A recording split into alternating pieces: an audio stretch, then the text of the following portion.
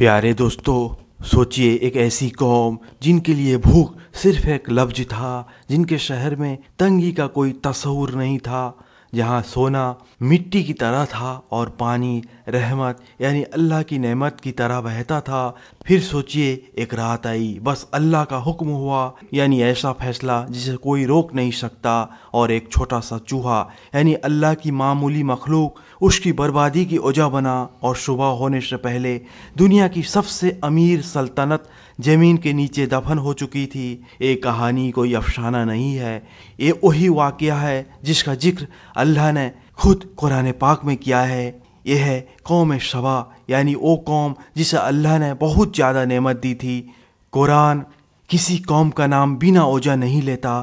جب اللہ کسی امت کو مثال بناتا ہے، وہ آنے والے انسانوں کے لیے سیدھا پیغام ہوتا ہے۔ قوم سبا عرب کی کوئی عام قوم نہیں تھی، یہ اس دور کی سب سے خوشحال قوم تھی۔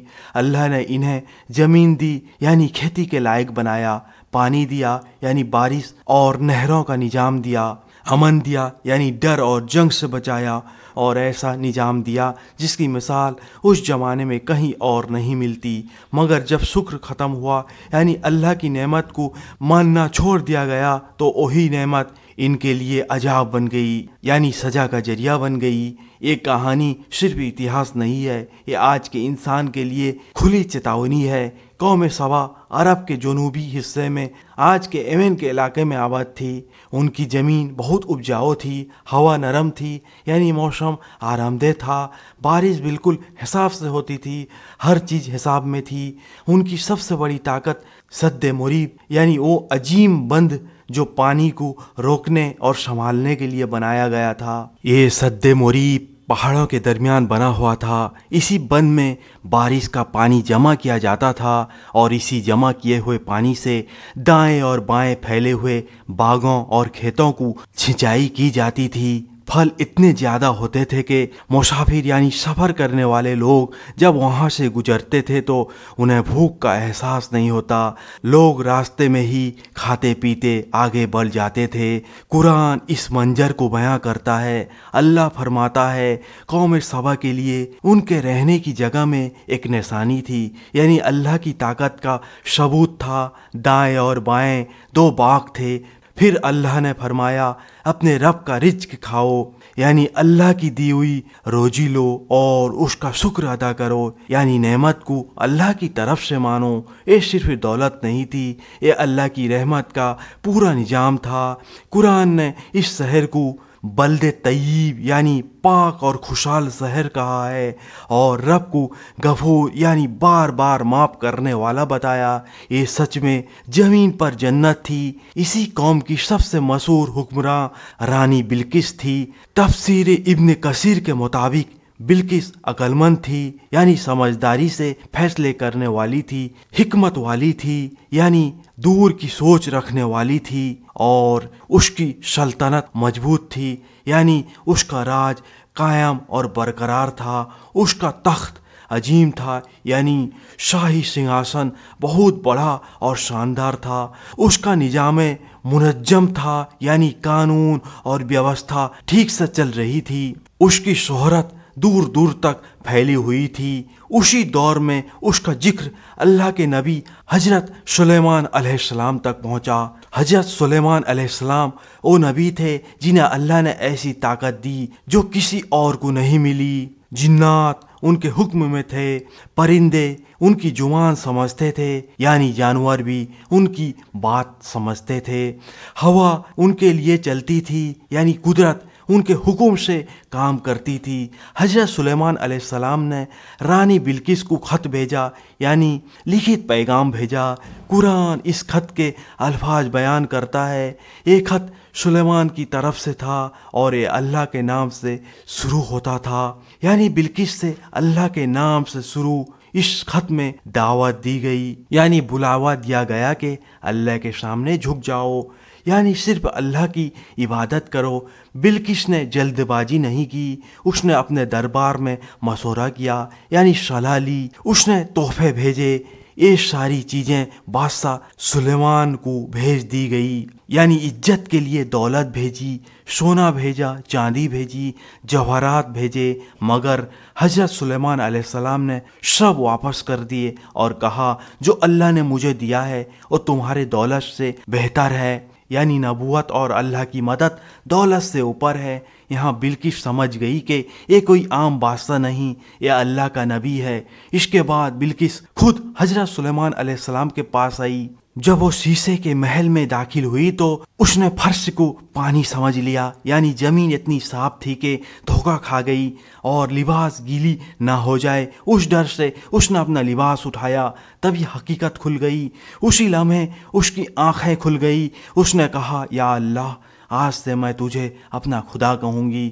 اے میرے رب، میں اپنے اوپر ظلم کر چکی تھی، یعنی میں غلط راستے پر تھی، اب میں اللہ پر ایمان لاتی ہوں، یعنی دل سے اللہ کو مانتی ہوں۔ تفسیر کے مطابق اس کے بعد رانی بلقیس نے اسلام قبول کر لیا اور اس کے ساتھ قوم سبا نے بھی ہدایت کو اپنایا۔ اللہ اکبر، اللہ اکبر، اللہ اکبر، اللہ اکبر، یعنی صحیح راستہ اپنا لیا۔ یہ وہ دور تھا جب دولت کے ساتھ ایمان بھی موجود تھا۔ ایک قوم سبا کا سب سے اونچا مقام تھا، دنیا بھی ملی اور دین بھی ملا، لیکن یہ حال ہمیشہ قائم نہیں رہا۔ پھر سال گزرتے گئے، رانی بلقیس کا دور ختم ہوا، نئی نسلیں آئی، نئی حکمران آئے اور دھیرے دھیرے شکر کی جگہ مغرور نے لے لی، یعنی اللہ کو بھول کر خود کو بڑا سمجھنے لگے۔ لوگ کہنے لگے یہ باغ ہم نے بنائے، یہ سب ہم نے بنائے ہیں، یہ سب ہم نے بنائے ہیں، یہ سد مریب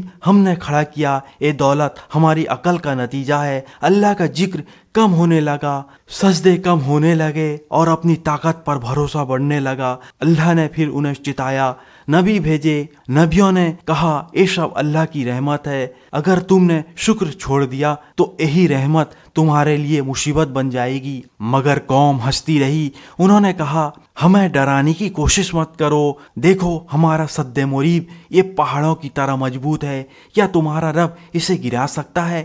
کیا تمہارا رب اسے بھی گرا سکتا ہے؟ نبی کہتے رہے اللہ جب پکڑ کرتا ہے تو وجہ بڑی نہیں ہوتی، صرف اس کا حکم کافی ہوتا ہے۔ مگر گھمنڈ ان کے دلوں کو اندھا کر چکا تھا۔ انہوں نے کہا اگر عذاب آنا ہوتا تو کب کا آ چکا ہوتا، ہماری سلطنت محفوظ ہے، ہمارا نظام لاجواب ہے۔ یہیں سے ان کے زوال کی شروعات ہو چکی تھی، یعنی تباہی کا راستہ شروع ہو گیا تھا۔ وقت گزرتا گیا، نصیحتیں آتی رہیں، مگر قوم سبا نے سننا چھوڑ دیا۔ نبی بار بار سمجھاتے رہے، انہوں نے کہا اللہ کی رحمت کو ہلکا مت سمجھو، یہ سد مریب یعنی وہ عظیم بند جو پانی کو روک کر رحمت بناتا ہے، اللہ کی اجازت سے کھڑا ہے، اور اگر اللہ چاہے تو یہی بند تمہارے لیے تباہی بن سکتا ہے۔ مگر قوم کے دل پتھر ہو چکے تھے، انہوں نے کہا ہمیں ڈرانے کی کوشش مت کرو، ہمارا نظام مضبوط ہے، ہماری سلطنت محفوظ ہے، ہمارے پاس دولت ہے، ہمارے پاس طاقت ہے، ہمیں کوئی نہیں ہلا سکتا۔ اسی دور میں سد مریب میں چھوٹی چھوٹی دراریں دکھنے لگی۔ یہ دراریں معمولی لگتی تھیں۔ روایت کے مطابق چوہے یعنی چھوٹے جانور بن کی بنیاد میں خراش کرنے لگے۔ اتنے سارے چوہے یہاں کیسے آئے؟ انہوں نے کہا یہ چھوٹا سا جانور آخر کیا بگاڑ لے گا، یہ ہمارا بنایا ہوا بند ہے، یہ پہاڑوں سے بھی مضبوط ہے۔ یہاں انسان اپنی عقل پر گھمنڈ کرنے لگا اور اللہ کی قدرت کو بھول بیٹھا۔ یہی وہ لمحہ تھا جب اللہ کا فیصلہ قریب آ چکا تھا۔ وہ رات جب شہر سو رہا تھا، گھروں میں سکون تھا، لوگ اپنے بستروں پر تھے، کسی کو اندازہ نہیں تھا کہ یہ ان کی آخری رات ہے۔ سد مریب یعنی پانی کو روکنے والا عظیم بند آخری سانس لے رہا تھا۔ پہلے ایک ہلکی آواز آئی، پھر دوسری آواز آئی، لوگ جاگے نہیں۔ انہوں نے اسے ہوا کا شور سمجھا، مگر دراصل بند کے اندر سے ٹوٹنے کی آواز آ رہی تھی۔ اور پھر اچانک وہ ہوا جس کا کسی نے بھی سوچا نہیں تھا۔ قرآن اس لمحے کو بیان کرتا ہے، اللہ فرماتا ہے ہم نے ان پر سیل عریم بھیجے۔ سیل عریم یعنی وہ تباہی والا سیلاب جو سب کچھ بہا لے جائے۔ ایک جھٹکے میں سد مریب ٹوٹ گیا، یعنی پانی جو سالوں تک رحمت بن کر جمع کیا گیا تھا اب قہر بن کر ٹوٹ چکا تھا۔ تیز لہریں اٹھیں، पानी पहाड़ों से नीचे टूट पड़ा। बाग जो कभी हरे भरे थे एक ही पल में उजड़ गए। खेत जो कभी फल देते थे मिट्टी में मिल गए। घर गिरने लगे, दीवार बहने लगी, बाजार डूबने लगे और शहर चीखों से भर गया। लोग नींद से जागे, उन्होंने भागने की कोशिश की मगर हर तरफ पानी था। कोई अपने बच्चों को ढूंढ रहा था, कोई अपने माँ बाप को पुकार रहा था, कोई अपने घर की तरफ देख रहा था जो उसकी आंखों के सामने बह रहा था। हर तरफ अफरा तफरी का माहौल था, हर तरफ डर था, हर तरफ तबाही थी। वही पानी जो कभी जिंदगी देता था अब मौत बन चुका था और ये सब एक ही रात में हो रहा था। कुरान कहता है फिर हमने उनके बागों को बदल दिया, यानी हरे भरे बाग खत्म कर दिए, उनकी जगह कांटेदार झाड़ियां उगा दी गईं, मीठे फल कड़वे बन गए, खुशहाली तंगी में बदल गई, अमन डर में बदल गया। जो जमीन कभी जन्नत लगती थी वो ईरान बन गई। शहर के शहर मिट गए, नस्लें बिखर गईं, लोग अलग अलग इलाकों में फैल गए और कौम सबा का नाम सिर्फ किताबों में रह गया। अल्लाह खुद वजह बताता है। अल्लाह फरमाता है ये सजा इसलिए दी गई क्योंकि उन्होंने नाशुक्री की। नाशुक्री यानी अल्लाह की नेमत को अपना कमाल समझने लगे। उनका जुर्म ये नहीं था कि वो अमीर थे, उनका जुर्म ये था कि उन्होंने शुक्र करना छोड़ दिया। उन्होंने अल्लाह को भूलकर अपनी अक्ल पर भरोसा किया। उन्होंने रहमत को हल्का समझा और अजाब को मजाक बना लिया। यह वाकया यहीं खत्म नहीं होता। ये कहानी सिर्फ कौम सबा के लिए नहीं, ये हर उस इंसान के लिए है जो अल्लाह की नेमत पाकर घमंड करता है, जो समझता है कि उसका निजाम हमेशा चलेगा, जो ये मान लेता है कि उसकी ताकत उसे बचा लेगी। अल्लाह इस कहानी के जरिए कहता है कि जब वो पकड़ता है तो वो जब बड़ी नहीं होती, कभी पानी, कभी हवा, कभी आग और कभी एक छोटा सा जानवर भी काफी होता है। सोचिए अगर सद्दे मोरीब जैसा अजीम बंद अल्लाह की हुक्म से टूट सकता है तो हमारी बनाई हुई चीजें किस गिनती में आती है। अगर एक छोटी सी दरार पूरे निजाम को गिरा सकती है तो हमारा घमंड कितना कमजोर है। एक कहानी हमें सिखाती है कि नेमत मिलना इम्तिहान है और नेमत पर शुक्र करना कामयाबी है। जो शुक्र करता है अल्लाह उसकी नेमत बढ़ा देता है और जो नाशुक्री करता है अल्लाह वही नेमत उससे छीन लेता है। आज भी इंसान वही गलती दोहरा रहा है। जब हालात अच्छे होते हैं तो अल्लाह को याद नहीं करता, जब मुश्किलें आती हैं तब सजदे याद आते हैं।